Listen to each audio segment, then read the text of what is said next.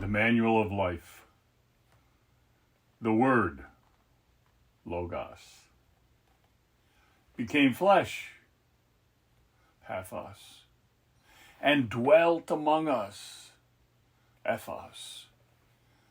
And then this Sunday, the last Sunday in Advent, and we beheld his glory, the glory as of the only begotten of the Father, full of grace and truth, Theos.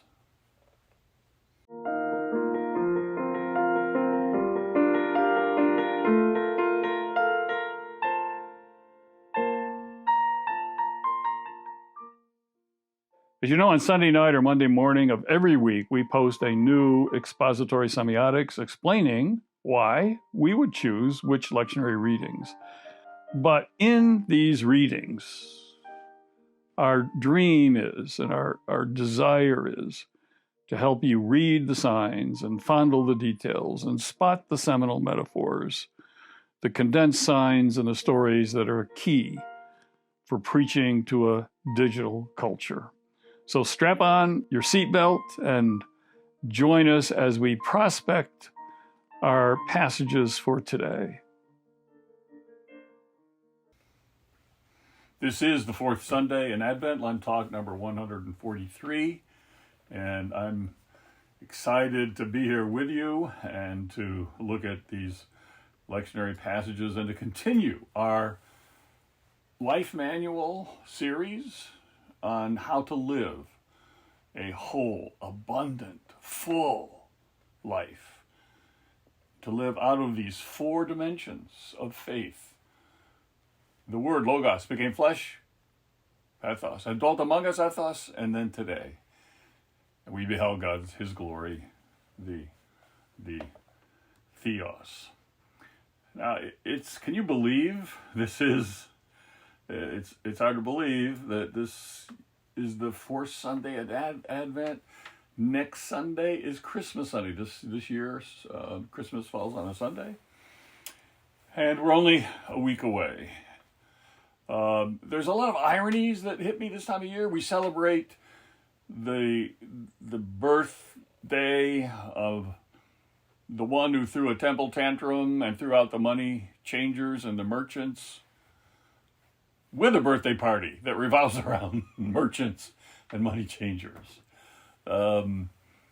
We got to be careful, though. I'm part of this gift-giving exchange as well, but we have to remember that it all begins in a stable, and we got to try our best not to turn that stable, which is a story, into a store.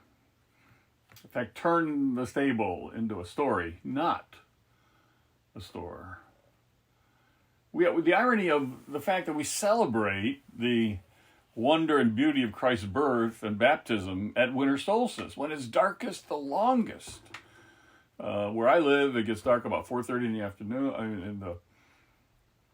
In the afternoon, and it doesn't get light until about 8:30 in the morning. So you can take your kids to school in the dark and pick them up from school in the dark. So we have the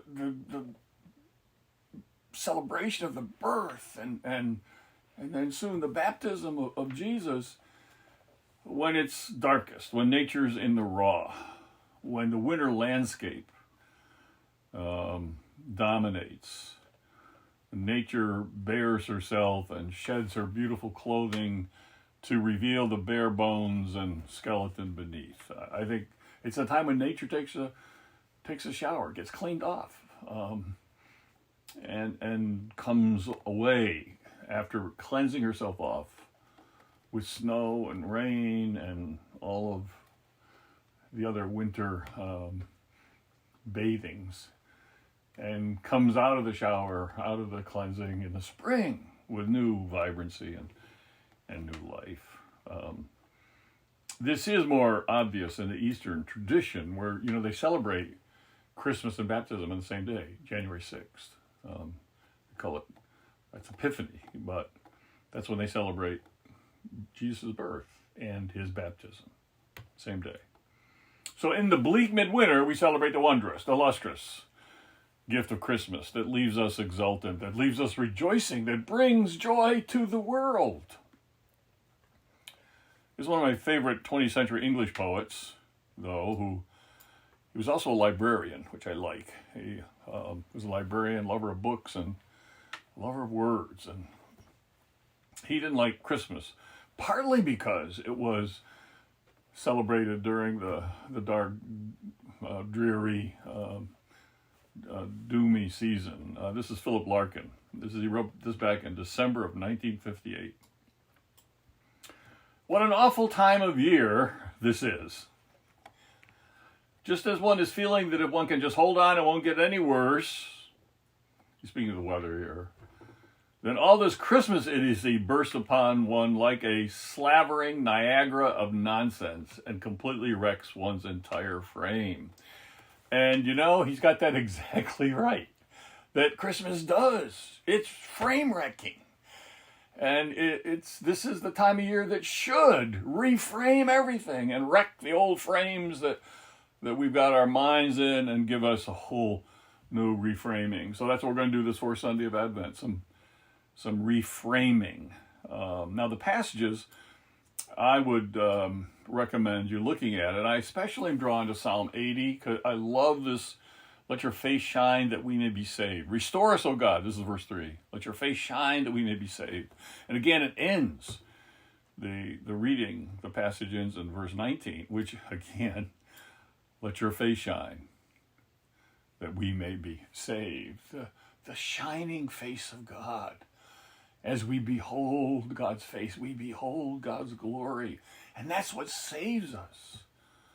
The beauty of God's face saves us. You could also do the gospel passage, but I love that.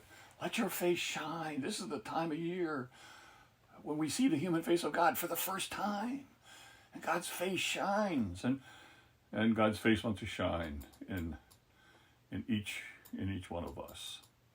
So here's some reframing from this time-wrecking, frame-wrecking, as Philip Larkin called it, season of the year. Theos, that's what we call Theos. Logos, Pathos, Ethos, Theos, the fourth Sunday Theos, means God. And we beheld God's glory. Theosis is the Greek rendering of glorification in the Eastern Orthodox tradition. So you have Theos and Theosis, which literally means we beheld God's glory, the glorification of humanity through the Theos, through beholding God's glory. This is the presentation of Simeon, the words of Simeon when Jesus was presented in the temple. For my eyes have seen your salvation, Yeshua, which you have prepared in the presence of all peoples, a light of revelation to the Gentiles and the glory of your people, Israel. This is Luke 2:30-32. Jesus is the glory of God. We beheld God's glory. But he's also the glory of humanity. And each one of us is a morning glory. Now, there's 1,000, maybe thousands of different species of this flower. Some call this plant a weed. But whether it's a weed or not, each morning glory is a beauty. Or it's an invasive species. That's what makes it a weed. No. But we were made to be morning glories. We were not made for vain glory, but for God glory and morning glory, the glory of the bright and morning star. Now the Hebrew word for glory is kavod. There are actually 9 Hebrew words for glory, but the one that's most often used is this one, K-A-V-O-D. And it literally means kind of weight, but the weight is a good thing. It's a good thing that means both splendor and honor. And that's where Paul talks about the weight of glory. It's not kind of opposite words here. It's really saying the same thing twice. We call it a pleonasm, the weight of glory, because glory is weight. It is the weight of brilliance, the weight of luster, the weight of splendor. the weight of honor. Here's for 2 Corinthians 4:17. For momentary light affliction is producing for us an eternal weight of glory, far beyond all comprehension. Now, the Greek word for glory is doxa. St. Augustine rendered doxa as brilliant celebrity with praise. So here's a use of the word celebrity that's positive. A brilliant celebrity with praise. Doxa, or glory, is often translated brightness. That brilliant, that brightness. For example, at the Nativity of Christ, in the countryside close by, there were shepherds out in the fields keeping guard over their sheep during the watches of the night. An angel of the Lord stood over them, and the glory of the Lord shone round about them. And they were terrified, but the angel said, "Do not be afraid. Look, I bring you news of great joy, a joy to be shared by the whole people." In the transfiguration of Jesus, Moses and Elijah appeared in glory with Jesus. And the disciples who witnessed this revelation, Peter, James, and John, saw his glory, wrapped in brilliance of brightness and beauty, as they saw the elevation of the earthly, a splendor beyond all imagining. To behold God's glory is to bask in God's beauty and splendor, a beauty and splendor that is full of grace and truth. Notice, grace and truth. It's not an empty beauty. It's a beauty full of grace and truth. The Pseudo-Dionysius, the Areopagite, was a Greek author, theologian, Neoplatonic philosopher. Lived during the late 5th to 6th century. And he wrote this in his little essay, The Divine Names. Beauty unites all things and is the source of all things. It is the great creating cause which bestirs the world and holds all things in existence, the longing inside them to have beauty. Beauty is when we hold God's beauty. And when God made everything there, God made beauty. And it's just, it's irresistible. I was thinking just in thinking about this, sharing what I was going to share with you. In 1944, Hitler ordered his troops to blow up Paris. But they couldn't do it. They couldn't do it. They couldn't do that to beauty. And so here's one of the few times that they just didn't obey a Hitler command. Here's Augustine of Hippo in his Confessions. What is it which I love when I love my God? I asked the earth, and it said, I am not it, and whatever is in it confessed the same. I asked the sea and the deeps and all that swimming or creeping and live therein, and they answered, we are not your God, seek above us. I asked the heavens, sun, moon, and stars, nor, say they, are we the God whom you seek. And I replied, unto all those things which encompass the door of my flesh, you have told me of my God that you are not God. Tell me something of this God I seek.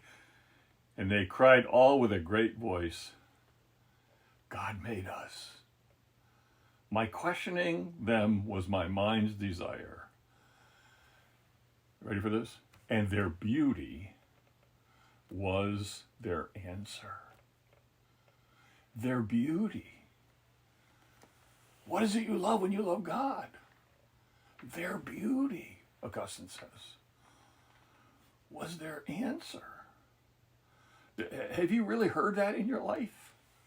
Each one of us is made in the image of God. In other words, each one of us is a fractal of the divine. Each one of us is a fragment of God's beauty, of God's glory.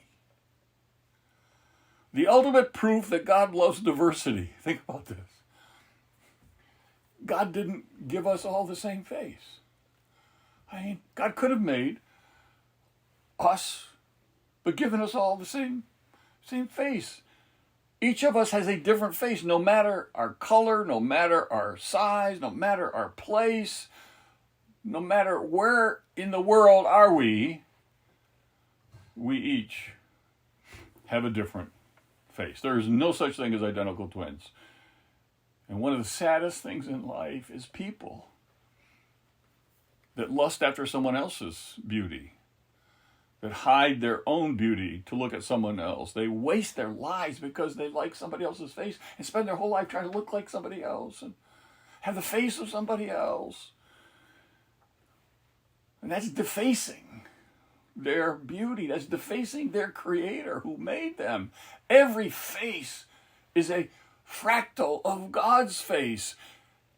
And to call any face not beautiful, Psalm 139, remember? We are wonderfully made, each one of us. So Psalm 80 from our lectionary passage today. Let your face shine that we may be saved. God's face shines beauty. And maybe this is where Dostoevsky got his famous notion, his famous quote, beauty will save the world. Let your face shine that we may be saved. Let God's beauty shine that we may be saved. Maybe we ought to start calling churches beauty parlors. Maybe we ought to start calling pastors beauticians. A place where Jesus makes you more beautiful. As you behold, we beheld his glory. As you behold God's beauty and God's holiness. There's a debate going on today as to what best to call disciples of Jesus.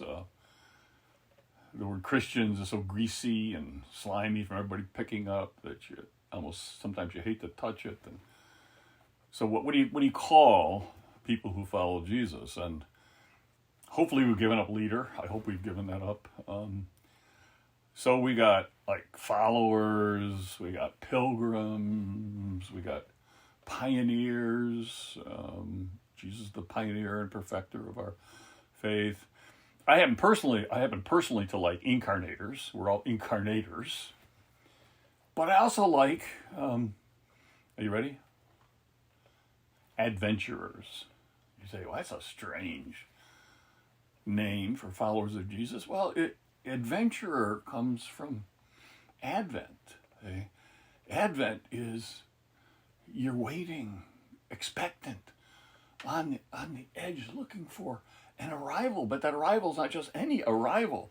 It's the arrival of an epiphany. It's an arrival of a discovery. It's an arrival of an appearance of the divine. So an adventurer is somebody always expectant and on the lookout for Advent, for Emmanuel.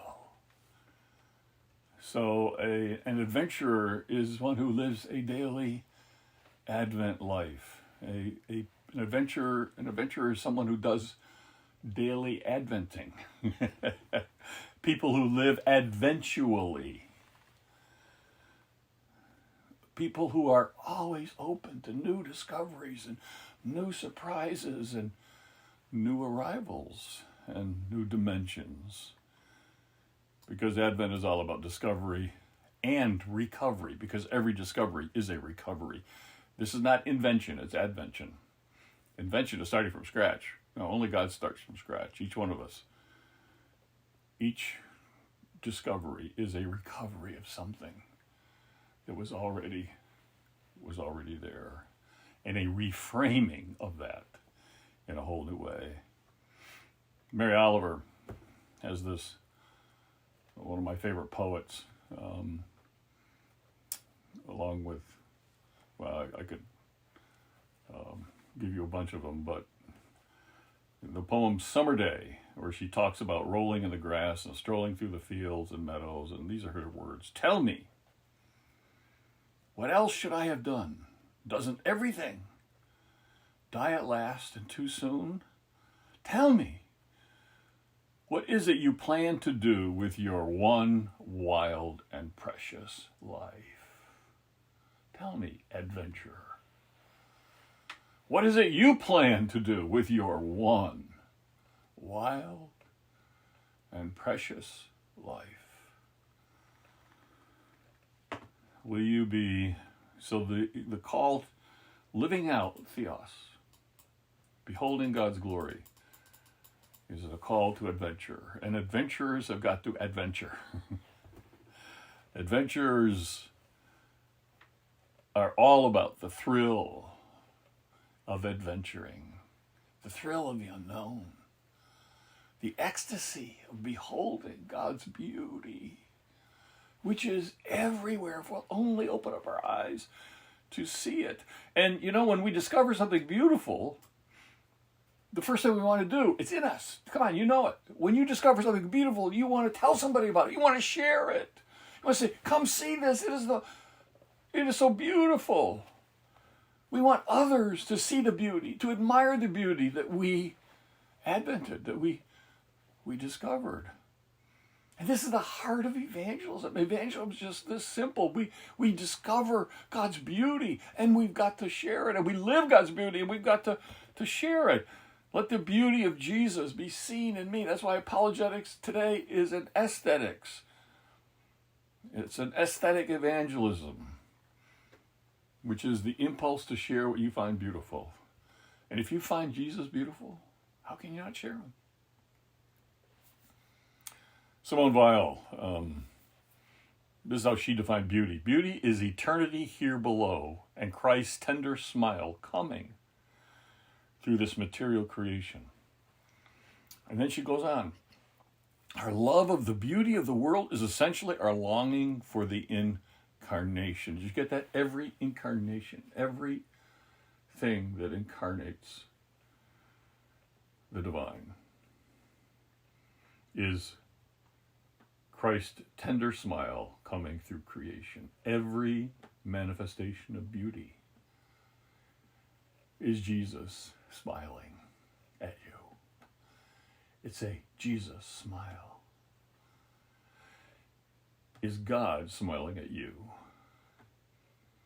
And your beauty is to others. Is God smiling at them through you? You are a God smile to everyone you meet, or at least if you allow that beauty to shine with which God made you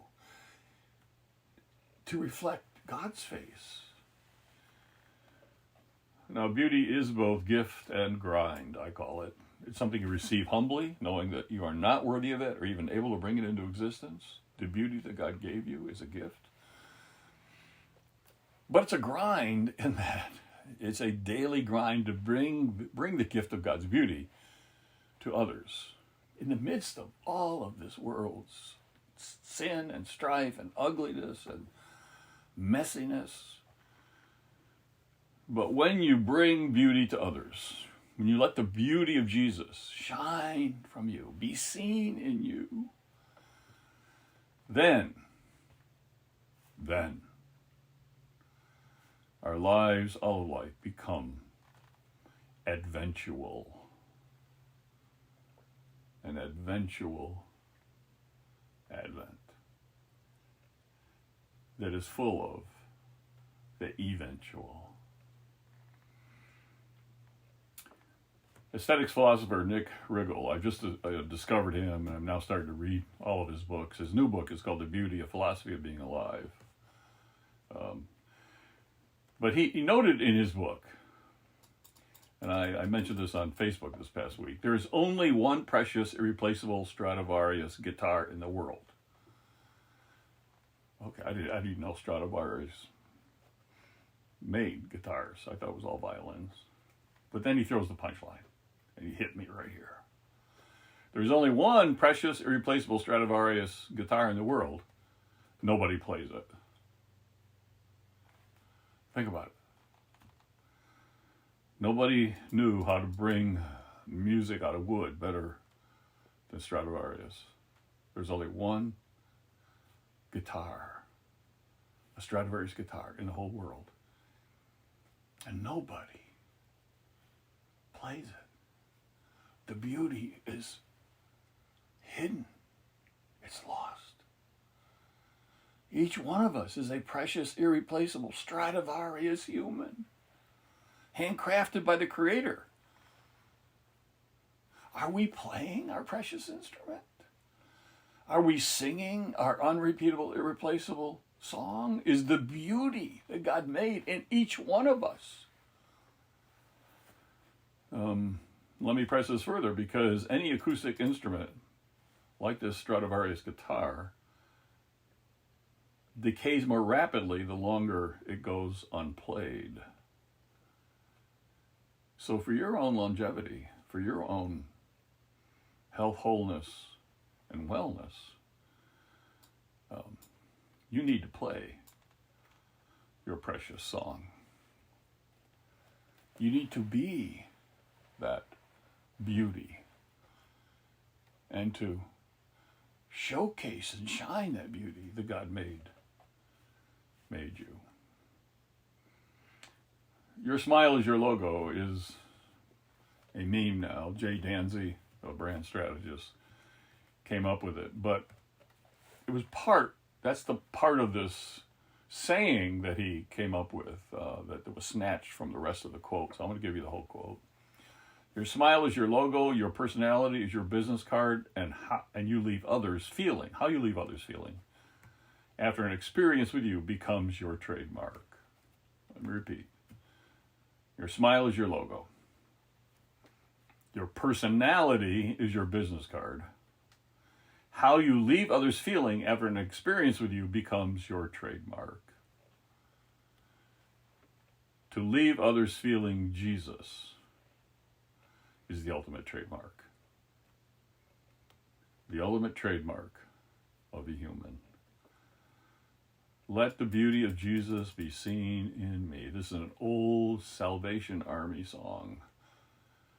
Let the beauty of Jesus be seen in me, all of his wonderful passion and purity.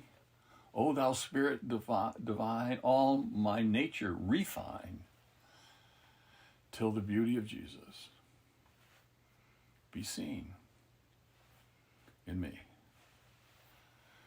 We have made beauty into a status symbol when in truth, beauty is a divine signature, a brand mark of the divine presence, when beauty is framed within God's storyline, not Hollywood's or anyone else's storyline, but God's storyline.